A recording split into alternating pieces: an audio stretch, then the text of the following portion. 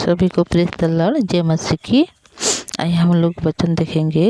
आज हम लोग देखेंगे उत्पत्ति का पुस्तक अध्याय 1 से देखेंगे। देखिए यहाँ पर लिखा हुआ है, तब अब्राहम अपनी पत्नी और अपनी सारी संपत्ति लेकर लूत को भी संग लिए हुए मिस्र को छोड़कर कनान के दक्षिण देश में आया। अब्राहम भेड़ बकरी गाय बैल और सोने रुपये का बड़ा धनी था। फिर वह दक्षिण देश से चलकर बेतेल के पास उसी स्थान को पहुंचा जहां पहले उसने अपना स्तंभ खड़ा किया था, जो बेतेल और ए के बीच में है। यहाँ पर परमेश्वर की वचन में जब हम पर तो अब्राहम जब अपने कुटुंबियों अपने परिवार को छोड़कर परमेश्वर जहाँ मैं तुझे लूँगा, जहाँ दिखाऊंगा वहाँ पर तू मेरे संग चल बोल के परमेश्वर यहाँ पर बोला था। तो अब्राहम ने परमेश्वर की बात को मान ली और वह निकल रहा है। पर जब उन दोनों लूत और अब्राहम और उनकी पत्नी सारी भी उनके साथ में जा रहे हैं, तो वहाँ पर देखिए कि जब अब्राहम के साथ लूत भी है, तो अब्राहम को जिस प्रकार संपत्ति और धन बढ़ रहा है, उसी प्रकार लूत का भी यहाँ पर संपत्ति और धन बहुत रीति से यहाँ पर बढ़ने लग रहा है। तो यहाँ पर क्या कर रहे हैं, उन दोनों इस जगह को पहुँचे बोल के यहाँ पर लिखा हुआ है। और देखिए यह स्थान उस वेदी का है जिसके उसने पहले बनाई थी। और वहाँ अब्राहम ने फिर यहोवा से प्रार्थना की। लूत के पास भी जो अब्राहम के साथ चलता था भेड़ बकरी गाय बैल और तंबू थे। जब अब्राहम के पास बहुत सारे था तो यहाँ पर लूत के पास भी था बोल के लिखा गया है।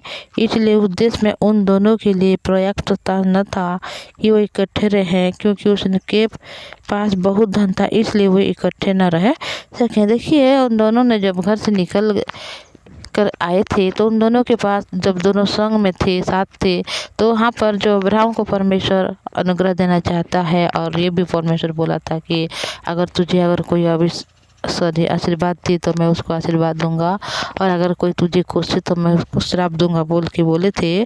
तो लूत भी अब्राहम के पास है, इसीलिए लूत के पास भी बहुत सारा धन संपत्ति है, ताकि उन दोनों एक साथ रहने के लिए जगह भी नहीं थी बोल के यहाँ पर लिखा गया। तो हम लोग सोच सकते हैं कि बहुत सारा वहाँ पर धन और संपत्ति गाय बैल बकरी बहुत सारा था उन दोनों को। तो उन लोग दोनों एक साथ रहने के लिए क्या हो गया, यहाँ पर जगह भी नहीं बचा। तो अब्राहम और लूत की भेड़ बकरी और गाय बैल चरवाहे में झगड़ा हुआ। उस समय कनानी और परिज्जी लोग भी उस देश में थे।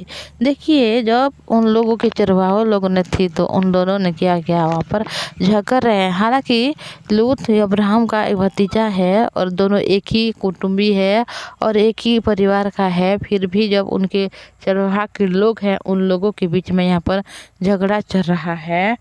तब अब्राहम लूत से कहने लगा, मेरे और तेरे बीच और मेरे और तेरे चरवाहों के बीच में झगड़ा ना होने पाए, क्योंकि हम लोग भाई बंधु हैं। देखिए जब उन दोनों ने झगड़ा कर रहे हैं तो यहाँ पर अब्राहम बोल रहे हैं कि हम दोनों के बीच में झगड़ा नहीं होना चाहिए, बल्कि हमारे चरवाहों के बीच में भी कभी झगड़ा नहीं होना चाहिए, क्योंकि हम दोनों भाई और भाई हैं।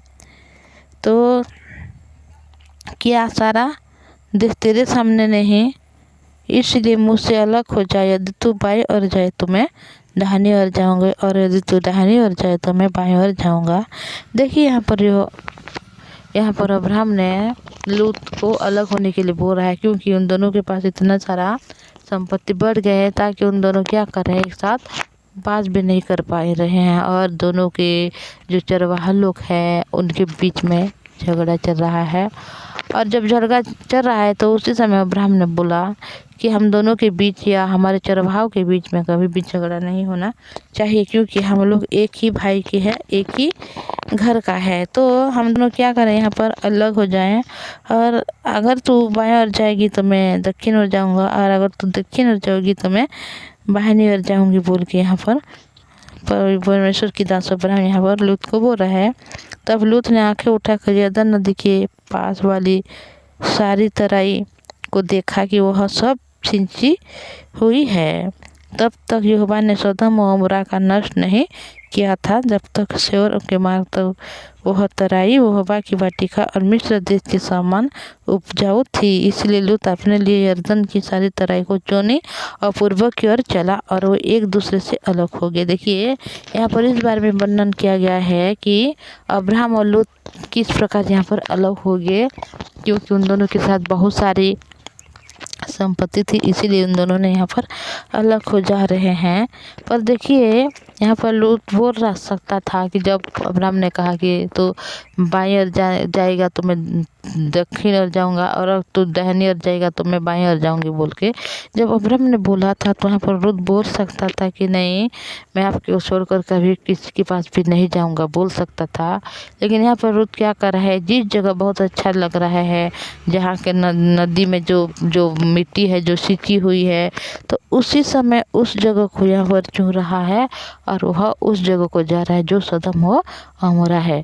तो यहाँ पर जिस समय परमेश्वर ने उस जगह को पहले से, क्योंकि उस जगह को परमेश्वर ने नाश नहीं किया था, इसीलिए वह जगह बहुत अच्छा था, बहुत खूबसूरत था, जो सदम और अमोरा है। तो यहाँ पर लूत क्या कर रहे हैं, अपनी जो चाचा है वो अब्राहम को छोड़कर यहाँ पर उन दोनों अलग हो जा रहे हैं। और लूत उस तरह अब्राहम कनान देश में रहा, पर लूत उस तरह के नगरों में रहने लगा और अपना तंबू सदम के निकट खड़ा किया। सदम के लोग यहोवा के लिए बहुत बड़े क्या थे, यहाँ पर दुष्ट थे और पापी थे। देखिए भाई और बहनों, जब हम वचन को देखते हैं तो परमेश्वर जो आशीर्वाद देना चाहता है किसको, अब्राहम को। और अब्राहम के साथ अगर कोई कनेक्शन रहेगा, उनके संयुक्त करके रहेगा, तो वह भी क्या होगा, आशीर्वाद पाएगा। और अगर अब्राहम के पास अगर कोई संयुक्त होकर ना रहेंगे, उनके साथ में मिला ना रहेंगे, तो कभी भी आशीषित नहीं होंगे, बल्कि वहाँ पर श्राप ही पाएंगे। तो अब जब परमेश्वर की वचन पहले से ये बोला था, तो लूत यहाँ पर क्या कर रहा है, उनकी ज़्यादा धन संपत्ति होने से के कारण वहाँ पर दोनों साथ में नहीं रह पा रहे हैं और दोनों यहाँ पर अलग हो जा रहे हैं। और उस जगह को लूत चुन रहा है जिस जगह में परमेश्वर की नज़र में, उस जगह के जो लोग हैं, जो बहुत सारे जो वहाँ पर है वास कर रहे हैं, हर एक लोग यहाँ पर क्या है, वहाँ लोग सब लोग दुष्ट है और क्या है, यहाँ पर पापी है बोल के लिखा हुआ है। तो हम इस वचन को जब देख रहे हैं, तो देखिए जब अब्राहम के साथ रहा था तो वह बहुत अच्छे से रहा था, पर अब अब्राहम से वह दूर हो गया, तो उस देश को जा रहा है जिस देश को परमेश्वर ने एक दिन ध्वंस करेंगे या नष्ट करेंगे, क्योंकि उस देश का लोग बहुत ख़राब है और बहुत दुष्ट लोग हैं और बहुत पापी लोग हैं। तो वह अब्राहम के साथ अगर रहता तो वह पापी न रहता, क्योंकि अब्राहम एक सच्चा परमेश्वर की दास है, जो परमेश्वर की अनुसार वह चलता है, परमेश्वर की वचन को सुनकर परमेश्वर की बात को मानता है।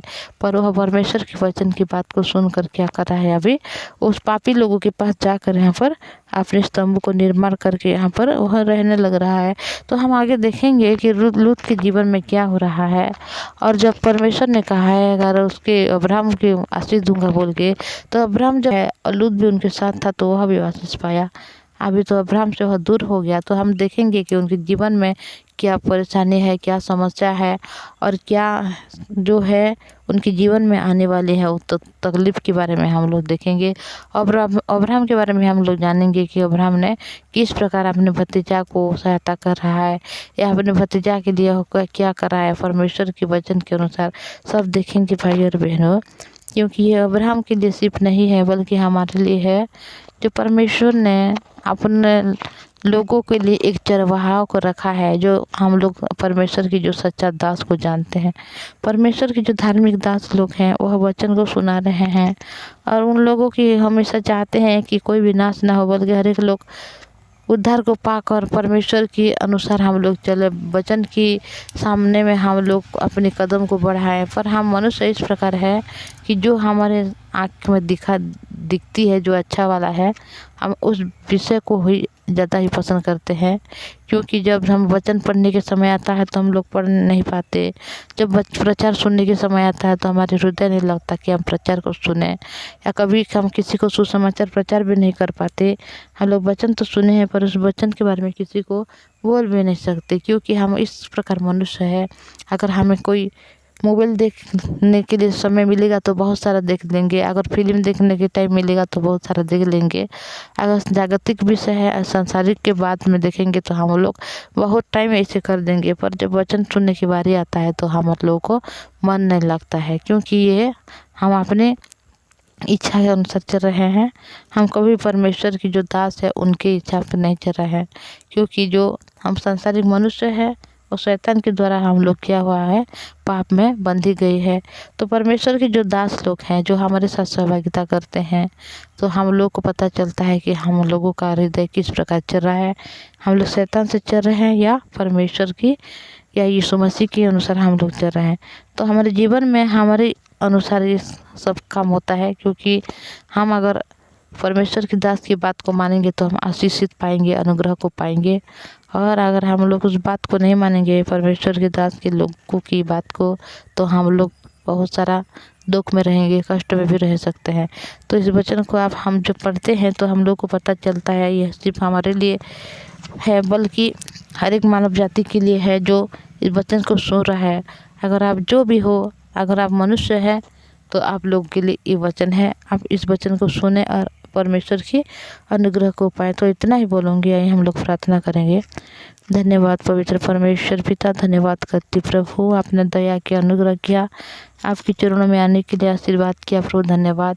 हाँ पिता, हम इस प्रकार मनुष्य हैं जो अपनी इच्छा से चलने के लिए बहुत हमको अच्छा लगता है प्रभु, पर आप दया अनुग्रह दीजिए ताकि हम आपकी जो सेवक लोग हैं, आपके जो दास लोग हैं प्रभु, उनके हिसाब से हम लोग चलने वाले बने।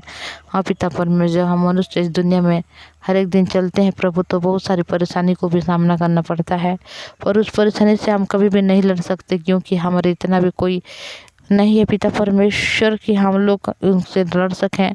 पर आपकी जीवित वचन है जो हमें लड़ने की ताकत और हिम्मत को देता है, इसीलिए आपके पवित्र नाम को धन्यवाद करते हूँ। इस भाई बहन जो वचन को सुन रहे हैं, हर एक वास्तु अनुग्रह में भर दीजिए प्रभु, उन लोगों को दया दीजिए ताकि उन लोग जल्दी आपकी जीवित बने प्रभु। उनके परिवार के जो भी दुख है, तकलीफ है, हर एक दुख तकलीफ से उनको संभाल कर रखना। अगर कोई बीमार में है, रोगी में है पिता, उनको आप छुटकारा दीजिए।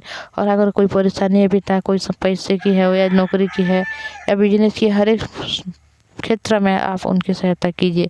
पवित्र परमेश्वर पिता, हमारे इस भाई बहन को आपने संभाल कर रखा, इसीलिए धन्यवाद करती प्रभु। उन लोग डेली वचन सुनने पाए प्रभु, आपके अनुग्रह को पाकर पिता उद्धार को पाए प्रभु। उनके सारे परिवार लोग उद्धार को पाकर पिता स्वर्गराज के अधिकारी बने, स्वर्गराज की वारिस बने। आप मदद और सहायता कीजिए पवित्र परमेश्वर पिता जी, आपने संभाल लिया, हर एक विषय को आपने दे दिया, इसलिए धन्यवाद पवित्र परमेश्वर पिता। और इस प्रकार डेली वचन सुनकर आपके अनुग्रह को पाए, आशीष दीजिए। धन्यवाद के साथ यीशु के नाम से प्रार्थना मांगती हूँ, आमीन। Praise the Lord.